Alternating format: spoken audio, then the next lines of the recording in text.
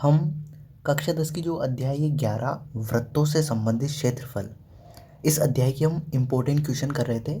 तो इससे पहले वाले पार्ट में अपनों ने 1 से लेकर 10 क्वेश्चन कर लिए थे, पार्ट नंबर 1 और पार्ट नंबर 2 में। आज अपन क्वेश्चन नंबर 11 से शुरुआत करेंगे और कुछ और इम्पोर्टेंट क्वेश्चन करेंगे। ठीक है, तो आपको पूरा वीडियो देखना है, सारे क्वेश्चन अच्छे समझ में आ जाएंगे और इम्पोर्टेंट क्वेश्चन है, इन्हीं में से आपके क्वेश्चन आएंगे। ठीक है, तो आपको बेसिकली आराम से धीरे धीरे पूरा वीडियो देखना है। ठीक है, अब देखो क्वेश्चन नंबर 11 है हमारा। क्वेश्चन नंबर 11 क्या है? एक घंटे की सुई द्वारा घुमा गया कोण होता है। अब अपनों को बताना है कि एक घंटे में घंटे वाली जो सुई होती है वो कितने डिग्री का कोण बनाती है। तो देखो समझो, घड़ी बना रहा हूँ मैं। देखो ये है अपनी घड़ी, इधर ऊपर 12 होते हैं, इधर नीचे 6, इधर 3 और इधर होते हैं अपने 9। यहाँ पे 1, ये 2, 3 के बाद 4, ये 5, ये 6 के बाद 7, ये 8, 9 के बाद 10 और ये 11 है ना। तो ऐसे 12 घंटे दिखाई देते हैं अपने को घड़ी में। ठीक है, अब देखो, अब यहाँ पे बीच में केंद्र होता है। अब देखो ये है अपना घंटे वाली सुई। अब यहाँ पूछ रहा है एक घंटे में घंटे की सुई द्वारा घुमा गया कोण भैया बनाया गया कोण कितना होगा। तो देखो एक घंटे में एक घंटे वाली सुई यहाँ थी, अब एक घंटे में वो कहाँ पे आ जाएगी? एक पे आ जाएगी। ठीक है, तो ये कोण बताना है अपने को, ये कोण कितना होगा, ये वाला कोण है ना, ये इन दोनों के बीच में जो कोण बना है ये कितने डिग्री का कोण होगा, है ना। तो ये कोण बताना। अब देखो समझो, एक जो बिंदु होता है ना, जैसे ये बिंदु है तो इसके पूरे चारों ओर का कोण कितना होता है? जैसे ये बिंदु है तो इसके चारों तरफ का कोण कितने डिग्री का होता है? तो ध्यान रखना 360 डिग्री का होता है। ठीक है, अब देखो एक घंटे में, अब मुझे बताओ इस घड़ी में टोटल घंटे कितने हैं? तो आप बोलोगे 12, तो आपको 12 को नीचे लिखना है टोटल, जैसे प्रायिकता क्वेश्चन करते हैं ना वैसे। तो टोटल घंटे 12, घंटे की सुई द्वारा पूछा गया है तो घंटे, टोटल घंटे लिख दिए अपने, टोटल आवर्स 12 आवर्स, है ना। अब देखो कितने घंटे के बीच में निकालना, एक घंटे के बीच में, तो ऊपर लिख दो 1 घंटा 1 आवर्स। ठीक है, घंटे वाली सुई है तो आवर्स है ना, टोटल आवर्स है 12। अब एक घंटे में निकालना है। अब देखो एक पूरा कोण, एक बिंदु के चारों तरफ का कोण कितना होता है? 360 डिग्री का, तो इसको कर दो 360 डिग्री से गुणा, तो आपको एक आवर्स में पता चल जाएगा कितने डिग्री का कोण बनेगा। अब देखो आवर से आवर कट गई। अब देखो 12 एकम 12, भारतीय 36 और ये 0 आ जाएगा, तो ये बन जाएगा 30 डिग्री। तो घंटे वाली सुई द्वारा एक घंटे में जो बनाया गया कोण होता है वो कितने डिग्री का होता है? 30 डिग्री का होता है। ध्यान रखना, इंपॉर्टेंट क्वेश्चन है ना, ऐसा क्वेश्चन एग्जाम में पूछा जा सकता है आपके लिए। तो यहाँ पे देखो एक घंटे में घंटे वाली सुई द्वारा बनाया गया कोण, ध्यान रखना अच्छे से, घंटे वाली सुई है और एक ही घंटा है। ठीक है, तो कंफ्यूज मत होना। अब देखो अगला क्वेश्चन है हमारा क्वेश्चन नंबर 12।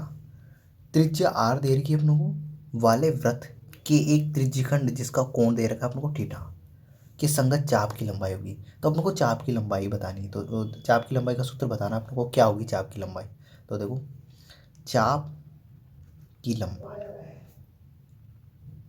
चाप की जो लंबाई है इसका सूत्र होता है अपना, इसका सूत्र होता है थीटा बटे 360, थीटा बटे 360। ये थीटा डिग्री में होता है, ये भी डिग्री में, इंटू चाप की लंबाई, तो यहाँ आ जाएगा 2πr, थीटा बटे 360 इंटू 2πr।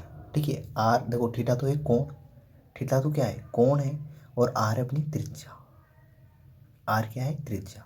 तो चाप की जो लंबाई है इसका सूत्र होता है अपना थीटा बटे 360 इंटू 2πr। ये एक नंबर में से क्वेश्चन पूछा जा सकता है, इम्पोर्टेंट है, अच्छे से तो ध्यान रखना है इसको। ठीक है, दोनों इंपॉर्टेंट क्वेश्चन है। एक घंटे में घंटे की सुई द्वारा बनाया गया कोण 30 डिग्री का होता है, कैसे निकालना है मैंने बता दिया आपको। ठीक है, अब देखो अब क्वेश्चन नंबर 13 पे चलते हैं अपन। तो देखो ये भी अच्छा क्वेश्चन है, ऐसा क्वेश्चन भी आपके एग्जाम में पूछा जा सकता है। तो देखो समझो इसको, क्वेश्चन क्या है? क्वेश्चन नंबर 13, किसी वृत्त की दो त्रिज्याओं और एक चाप से घिरे हुए क्षेत्र को वृत्त का कहते हैं। अब वृत्त का क्या कहते हैं? देखो किसी वृत्त की दो त्रिज्याओं, तो देखो सबसे पहले इसका चित्र बना लेते हैं जो बोल रहा हूँ ना।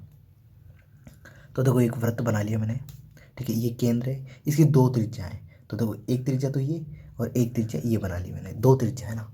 ठीक है, अब किसी वृत्त की दो त्रिज्याओं और चाप, ये चाप हो गया, ये चाप, ये जो ये होता है ये चाप है ना, चाप द्वारा घिरे हुए क्षेत्र को क्या बोलते हैं? तो देखो त्रिज्या के द्वारा बनाया गया ना, तो इसको बोलेंगे त्रिज्यखंड। क्या बोलेंगे?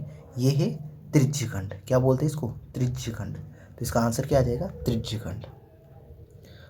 ठीक है, तो त्रिज्या के द्वारा बनाया गया खंड जो होता है उसको क्या बोलते हैं? त्रिज्यखंड।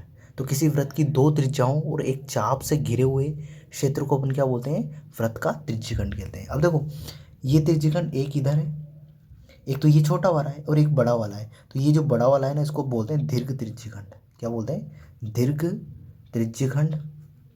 और ये जो छोटा वाला है ये वाला हिस्सा देखो, ये तो छोटा सा है, तो इसको बोलते हैं लघु त्रिज्यखंड।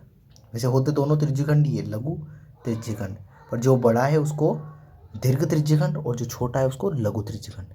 आई होप ये तीनों क्वेश्चन आपको अच्छे से समझ में आएंगे, तीनों के तीनों इंपॉर्टेंट है। अब क्वेश्चन नंबर अपन 14 पे चलते हैं। क्वेश्चन नंबर 14 है हमारा। ठीक है, क्वेश्चन नंबर 14 क्या है? वृत्त की प्रत्येक जीवा, देखो वृत्त की प्रत्येक जीवा वृत्त को दो भागों में विभाजित करती है, इससे बने प्रत्येक भाग को क्या कहते हैं, है ना? अब देखो ये जो बोला गया ना इसको इस चित्र में बना लेते हैं अपन। देखो वृत्त की प्रत्येक जीवा, तो ये जैसे मैंने वृत्त बनाया, अब इसकी एक जीवा बना लो, कोई ये केंद्र है। तो देखो जीवा क्या करती है? वृत्त को दो भागों में बांटती है। तो मैंने ये जीवा बना ली, ठीक है, एक जीवा बना ली इसकी ना। ठीक है, तो ये क्या है? वृत्त की प्रत्येक जीवा वृत्त को दो भागों में देखो, एक भाग तो ये हो गया है ना, ये वाला भाग, और एक ये बड़ा वाला भाग है ना। ठीक है, तो इससे बने प्रत्येक भाग को, इस भाग को और इस भाग को, दोनों को क्या कहते हैं अपन, है ना? तो ध्यान रखना इन भागों को, ये जीवा है अपनी, इसको नाम दे देता हूँ ए, और ये बी। तो ये ए बी क्या है अपनी? ए बी है अपनी जीवा। क्या है? जीवा। ठीक है, तो ये ए बी क्या है? अपनी जीवा है।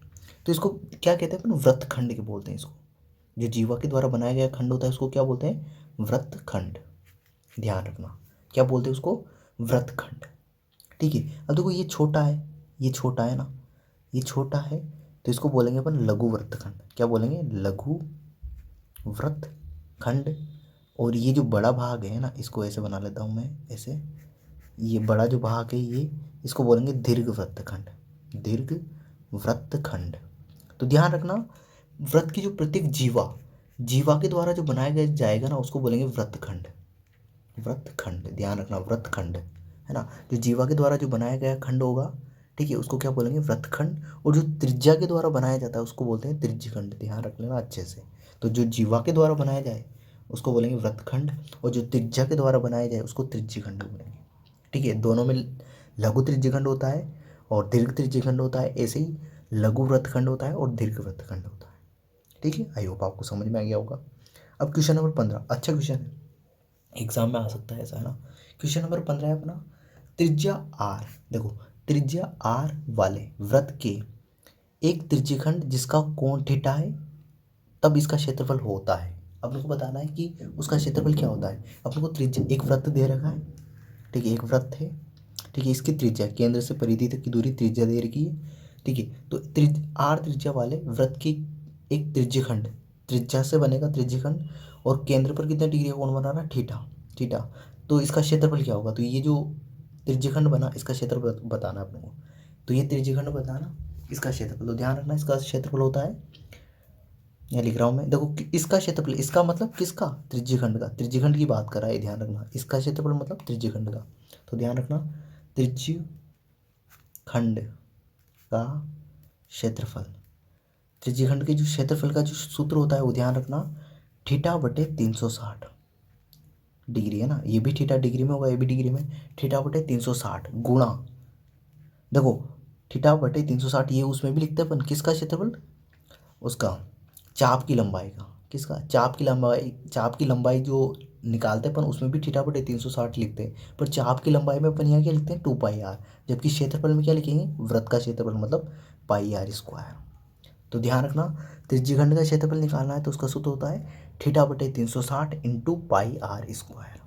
थीटा बटे 360 इंटू पाई आर स्क्वायर। जबकि जो चाप की लंबाई का जो सूत्र होता है वो थीटा बटे 360 इंटू चाप की लंबाई 2 पाई आर आ जाएगा। वहाँ पे क्या आ जाता है? 2 पाई आर। चाप की लंबाई में इस जगह क्या आ जाता है? 2 पाई आर। जबकि क्षेत्रफल में क्या आएगा? पाई आर स्क्वायर। आई होप आपको क्वेश्चन नंबर 15 भी अच्छे से क्लियर हो गया होगा। ठीक है, अब क्वेश्चन नंबर 16 पे चलते हैं। ये क्वेश्चन नंबर सारे के सारे इंपॉर्टेंट हैं, एग्जाम में छप सकते हैं ऐसे कैसे।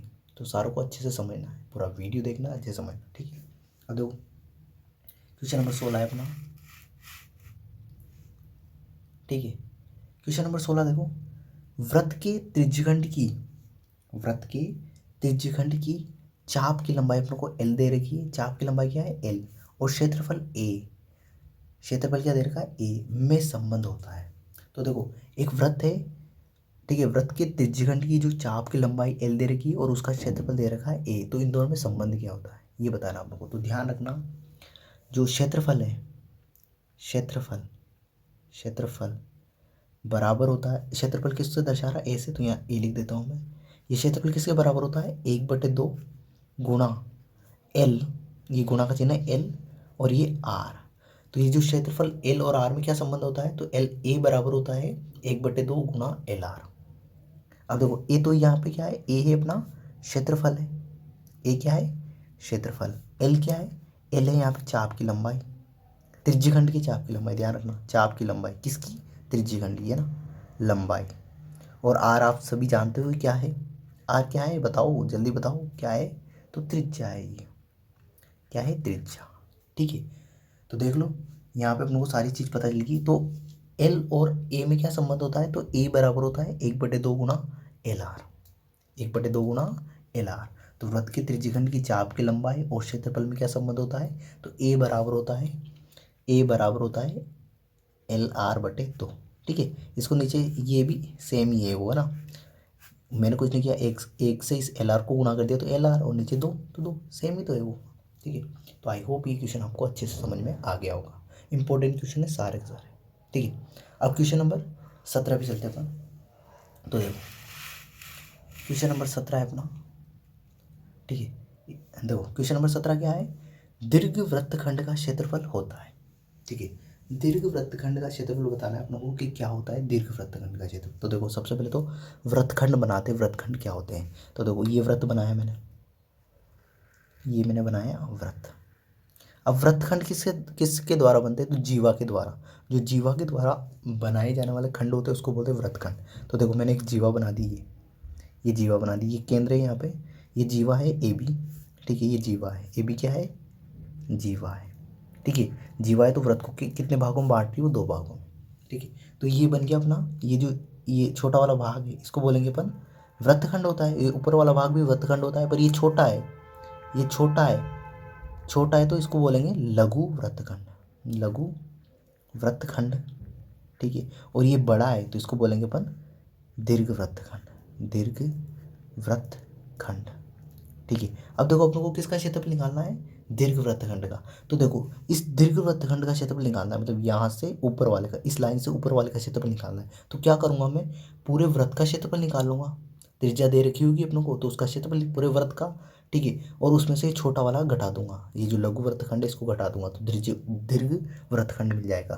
तो देखो दीर्घ वृत्तखंड का क्षेत्रफल कैसे निकालते हैं, तो देखो दीर्घ वृत्तखंड खंड का क्षेत्रफल, क्षेत्रफल बराबर, देखो वृत्त का क्षेत्रफल, देखो ये बराबर है, मैं इधर यहाँ लिख रहा हूँ नीचे, वृत्त का क्षेत्रफल, वृत्त का क्षेत्रफल, पूरे वृत्त का क्षेत्रफल है ना, वृत्त का क्षेत्रफल क्या होता है पाई आर स्क्वायर, इसमें से घटा दूंगा पूरे वृत्त के, देखो पूरा वृत्त का क्षेत्रफल निकालूंगा, उसमें से ये लघु वृत्तखंड का क्षेत्रफल घटा दूंगा, तो माइनस लघु लघु वृत्तखंड का क्षेत्रफल, वृत्तखंड का क्षेत्रफल, ठीक है, क्षेत्रफल है ना।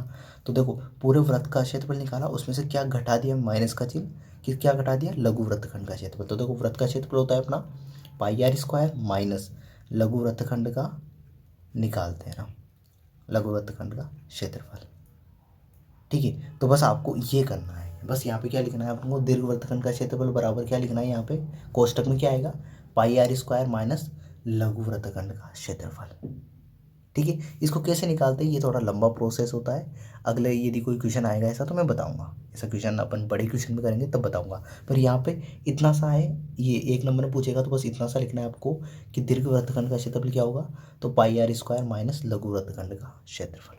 आई होप आपको क्लियरली समझ में आ गया होगा। तो आई होप ये जो क्वेश्चन थे अपने 10 से लेकर 17 तक 7 जो क्वेश्चन किए इंपॉर्टेंट है सारे के सारे, आई होप आपको क्लियरली समझ में आएंगे वो सारे के सारे क्वेश्चन, ठीक है, तो ये इंपॉर्टेंट क्वेश्चन थे। ये वीडियो आई होप आपको पसंद आया होगा, अच्छा लगा होगा। तो इस वीडियो के लिए इतना ही। अगले वीडियो में अगले क्वेश्चन के साथ मिलते हैं। Thank you, bye.